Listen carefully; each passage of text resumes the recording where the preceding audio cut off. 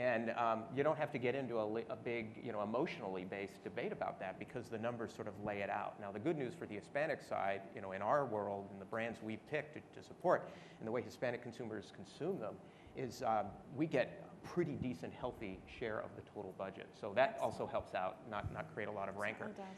The other thing where you could have the conflict, right, besides the money is, and this group probably cares a lot about, is what is the creative going to look like? And in the marketing world of Clorox, the mantra that we pound into our people day in and day out is we begin and we end with the consumer in mind. So it's all rooted in what is the relationship that the consumer has to the particular category or brand that we're talking about. And if the general market has a particular relationship that's different than the Hispanic target that we've chosen, and we tend to see that play out, it's hard to have an objective argument that says one campaign, right, and you pick a winner and a loser agency that gets to do that campaign. If you have those differences and they're profound, and you know that if you talk and you resonate in a particular way, it's going to drive the business, and we have data that shows that happens, all of that turf battle stuff that can absolutely happen around the creativity sort of dissolves away. Good. Well, I have the privilege of working with 3 agencies. RLPR does our PR for the state of California for both our campaigns, general market and Hispanic market. Our general market advertising agency is Goodby Silverstein and Partners, and they've been the agency of record since we started Got Milk in 1993. And I've been working now, I'm happy to say, with Grupo Gallegos since, about 2005 on the Toma Leche campaign. And what I am constantly impressed with and grateful for is the degree of, you mentioned, you used the word integration, the integration of these campaigns, not that the execution is integrated, but the tone and the DNA and the brand feel is integrated. And that starts right at the top. It starts with the creatives. It starts with research. We've conducted joint research. And I think they display, the agencies themselves, display a great deal of maturity and objectivity in this whole process, and aren't concerned at all, as far as I can tell, about turf and what their piece of the pie looks like. We're all in this together. And I think they do an outstanding job of working together and coordinating their efforts, both in research and in execution. Right, that's obviously the ideal situation we'd all like to have. At this conference, we've talked about a lot of innovative ideas. I want to direct this question to Steve. Sometimes we take risks. Sometimes those risks pay off, and sometimes they don't. Would you like to share with us, are there any risks that you've taken? Sure.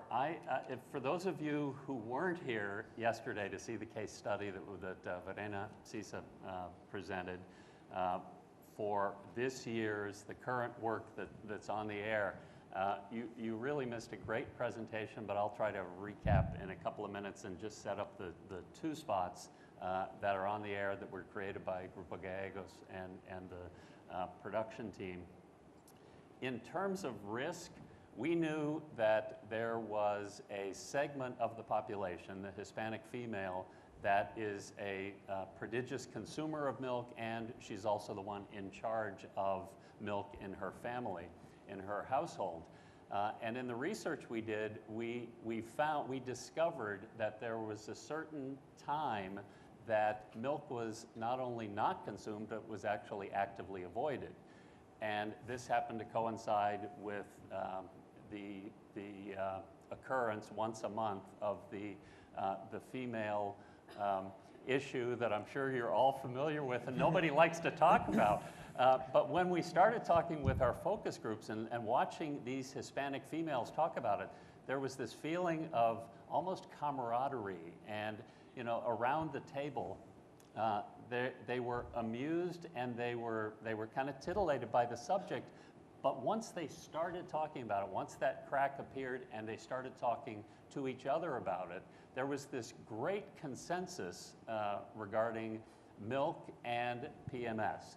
Now, for those of you who don't know, there have been studies that have shown that milk helps reduce the symptoms of PMS. It's a clinical fact. However, Hispanic women have been taught by mothers and grandmothers over the years that at that time of month they should drink a lot of herbal tea and avoid milk.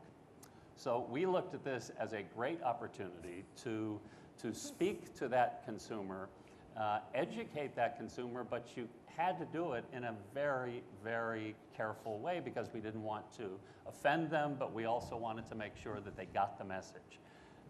And what we came up with, and she showed the spot yesterday, and I think we're going to see both spots, which highlight the different benefits of milk. The first spot, Elfo, highlights the benefit of the powers of milk to help you get a good night's sleep, which is, again, not something that's terribly well known, but something that we felt is an important benefit.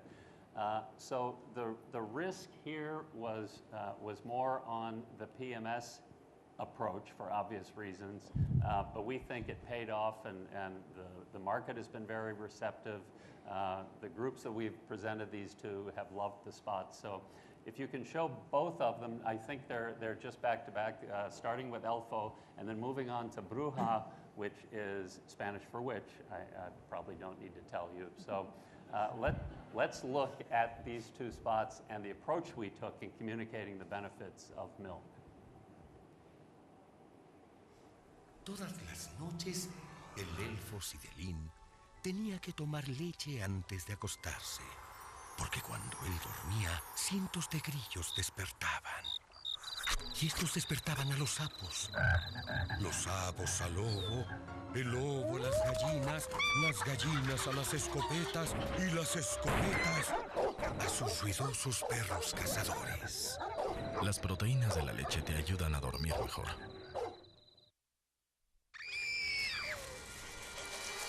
Una vez al mes, una temible bruja atemorizaba al pueblo de Kent.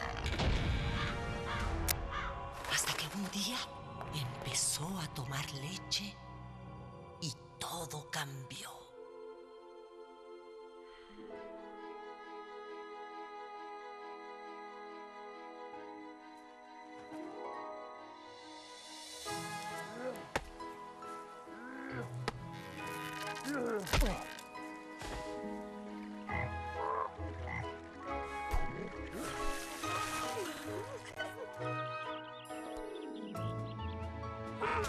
Y desde ese día, nadie volvió a ver a ninguna bruja en el pueblo de Kent. El calcio de la leche ayuda a reducir los síntomas premenstruales.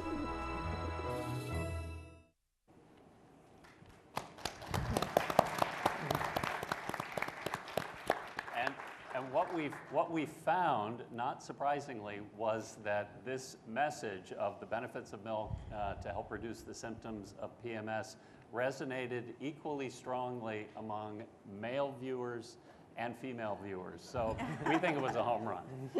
Great. Thank you for sharing. You know, as we all know, the role of Hispanic marketing has increased significantly. What I'd like to know from each of you is your Hispanic agency your trusted partner that you go to all the time, and how do you perceive their role with you? From the Toyota standpoint, I would say definitely yes. Conil is a key consultant and partner not only in our marketing but in broader matters related to the Hispanic consumer. We've been working with them for almost 20 years now. So it's been quite a long and fruitful relationship. They work not only at the tier 1 level with the brand level, but also to some degree with some of our retail, at the retail level as well with some of our regions. So they understand us very well. They understand the brand, and most importantly, they understand the emerging trends across the Hispanic consumer base.